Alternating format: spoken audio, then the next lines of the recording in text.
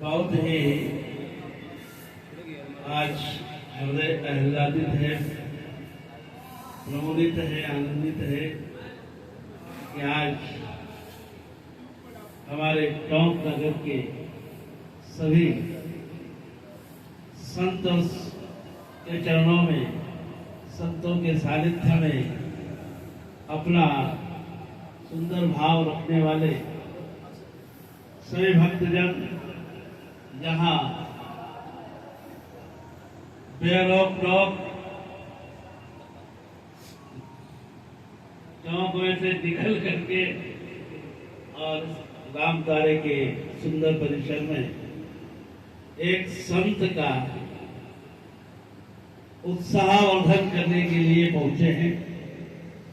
मुझे बड़ी प्रसन्नता है। जैसा कि मैंने अभी कहा था कि फूल को श्रृंगार दूं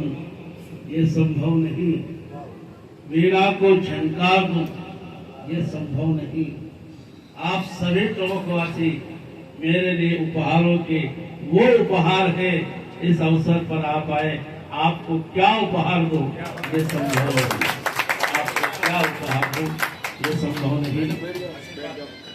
और आप सब जहाँ पर और फिर हमारे विद्वत वरण्य के साथ में हमारे सुरेश जी,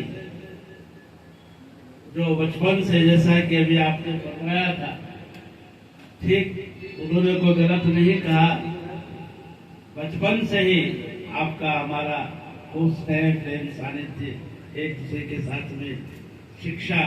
क्षेत्र में रहते हुए रहा और अब तक आपका वो स्नेह प्रेम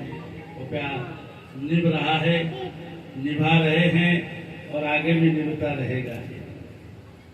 और अभी इसका ये प्रत्यक्षम किम प्रमाणम,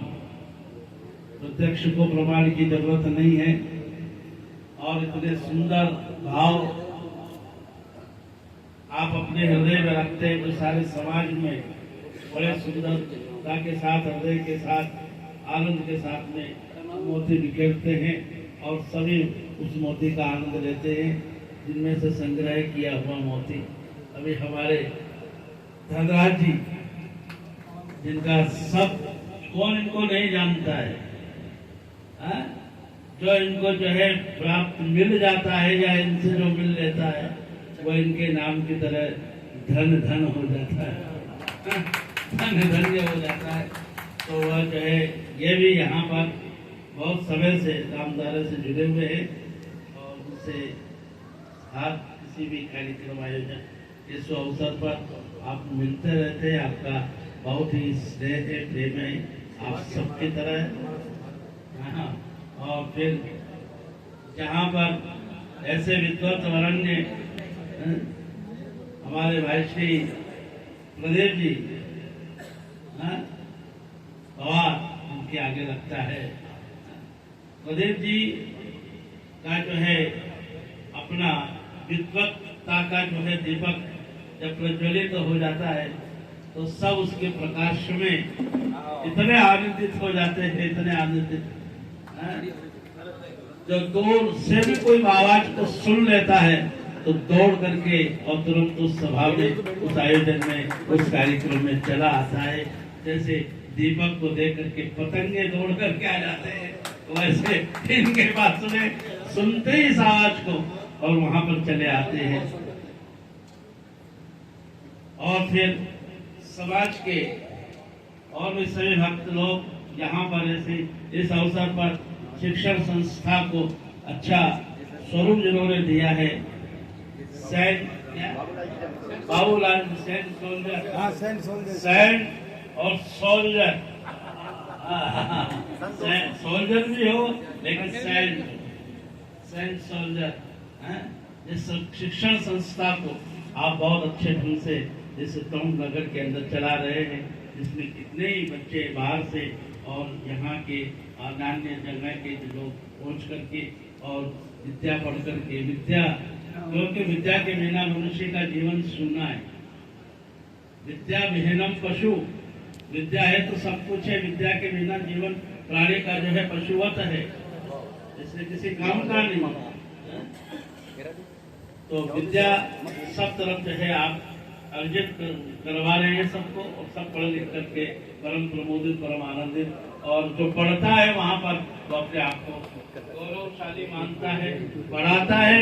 वो भी गौरवशाली अपने आप को मानता है कि मैं सेंट सोल्जर स्कूल के अंदर बच्चों को पढ़ा रहा हूँ। तो ऐसे संस्था के परम सम्माननीय हमारे भाई श्री बाबूलाल हमारे मध्य में आप पढ़ा रहे हैं, और अनेक हस्तियां हैं, बहुतों के नाम नहीं जान पाता हूँ, चेहरों से पहचान लेता हूँ लेकिन नाम नहीं जान पाता हूँ, और नाम से मेरे को ज्यादा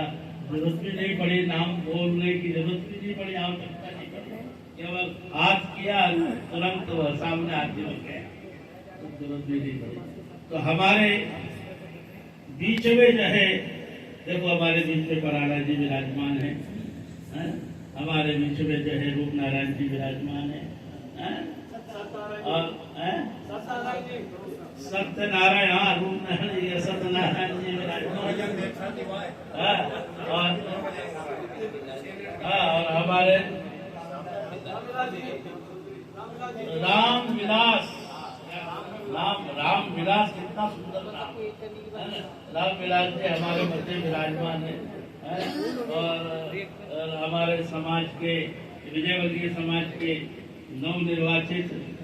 अध्यक्ष महोदय बलदेव जी यहाँ विराजमान है, और अभी तीनों देवता हेमराज जी के नाम, हेमराज जी हमारे बीच विराजमान है, ये क्या नाम, शिव प्रसाद जी हमारे मध्य विराजमान है, और सभी समाज के, और हाँ सभी गुणाध्यक्ष जिनको भी कह दो, वो सब जो यहाँ पर विराजमान है, सभी मातृ शक्ति यहाँ पर विराजमान है। तो बड़ी प्रसन्नता हुई है कि हमारे सब विद्वत वर्णियों के बीच में, सामाजिक लोगों के बीच में आज मुझे कई वर्षों के बाद में बैठने का अवसर मिला है, और यह भी माध्यम बना है इसका जन्मदिन का, 8वां जन्मदिन है, जन्मदिन का बड़ा सुंदर माध्यम बना है। पिछले साल में चातुर्मास के लिए मध्य प्रदेश में था, और इस साल, पिछले साल भी बना था राम जी महाराज के सानिध्य में, और जन्मदिन भी मनाया था। और आज मेरे बोलते हुए आप सबने बहुत सुंदर जो है यह जन्मदिन का कार्यक्रम बनाया, अर्थात संत से मिलने का कार्यक्रम बनाया। जन्मदिन का कार्यक्रम नहीं, ऐसा भी ये माध्यम बन जाते हैं, लेकिन कभी कभी जीवन में ऐसा भी होना चाहिए कि हम वर्ष में एक बार तो संत से जाकर के मिले, बहुत आवश्यक है, क्योंकि जीवन में एक संत, एक ग्रंथ, और एक मंत्र, और एक पंथ, इन चार चीज से प्राणी को निश्चित रूप से जुड़े हुए रहना चाहिए। हर सनातनी धर्मी को चाहिए कि उसके जीवन में एक ग्रंथ हो, उसके जीवन में एक पंथ हो, उसके जीवन में एक मंत्र हो, और उसके जीवन में एक संत हो। हमारे सामाजिक जितनी भी परेशानियां हैं वह समाप्त हो सकती है अगर हमारे जीवन में संत, ग्रंथ, मंत्र और पंथ होगा। हर समस्या का समाधान निश्चित रूप से हो जाएगा, इसमें कोई अतिशयोक्ति नहीं है। बस ये बात हम उनकी स्वीकार कर लें, जो भी हो जाए, बहारे लौट वो आए, बहारे लौट वो आए, चमन वीरान हो जाए। बहारे लौट वो आए,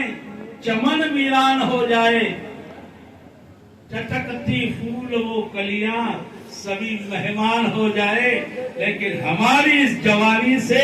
न कोई काम हो ऐसा कि हमारा घर हमारे ही लिए शमशान हो जाए, हमारा घर हमारे ही लिए शमशान हो जाए। हमारा राष्ट्र, हमारा देश, हमारा समाज, हमारा घर परिवार, हमारे तमाम जितने भी संबंध हैं, प्रेम है, उनके अंदर जो है सहिष्णुता, उसके अंदर जो है विनम्रता, उसमें सरलता, उसमें तरलता और जितना भी प्रेम है वह पड़ा रहे और जिधर से निकले उधर से ऐसा लगे कि इसने ऐसा वैसा नहीं, अगर लगा भी रखा है तो अपने पर हीरे का इत्र लगा रखा है। ये हीरा महोदय भी यहाँ पर मौजूद है, इस अवसर के ऊपर यहाँ पे आए हैं और इन संतों का सत्कार सम्मान किया है। तो हीरा जैसे महकता है, हीरा ऐसे नहीं महकता है, बहुत मजबूती के साथ में हीरा जब खूब अच्छी तरह से घिसती है तो रंग लाती है ना, और उसका इत्र भी बहुत ही महत्वपूर्ण होता है, हीरा का बहुत महत्वपूर्ण होता है। तो सब हीरा की तरह जो है हम इत्र की तरह हम महकते रहे, हम महके, हमारी इस जवानी से न कोई काम हो ऐसा, हमारा घर हमारे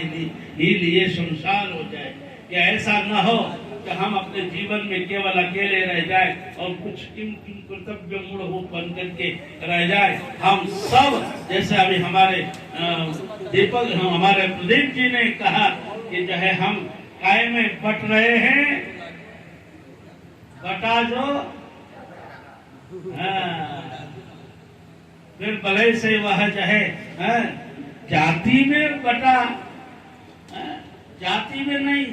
सब हमारे अपने हैं। अपनत्व की भावना अपने भीतर में बनाने का प्रयास करें। एक व्यवस्था बनाने के लिए कोई भी व्यवस्था हम चला सकते हैं, लेकिन जहाँ पर समाज का हित आता है, राष्ट्र का हित आता है, देश का हित आता है, तो वहाँ पर बिल्कुल समीकरण की भावना हमारे भीतर में होना चाहिए। बहारे लौट वो आए, चमन वीरान हो जाए, चटकते फूल वो गलियां सभी मेहमान हो जाए। हमारी इस जवानी से न कोई काम हो ऐसा कि हमारा घर हमारे लिए शमशान हो जाए।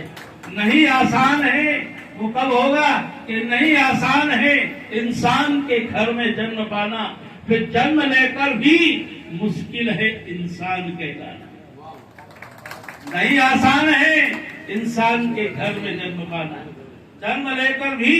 मुश्किल है इंसान कहलाना। पशु चरनी योनि में भटकते हम रहे अब तक और खुली किस्मत तो हासिल हो गया ये इंसान का बाना। जब हम ऐसे महापुरुषों की स्थली में संत ग्रंथ मंत्र और पंथ के सानिध्य में पहुंचेंगे तो हमारे में जरूर जो है इंसानियत का बीज अंकुरित होगा। और वह अंकुरित हो जाने के बाद में धीरे धीरे उसको अच्छे कार्यों के द्वारा, अच्छे कार्यक्रमों के द्वारा उसको हम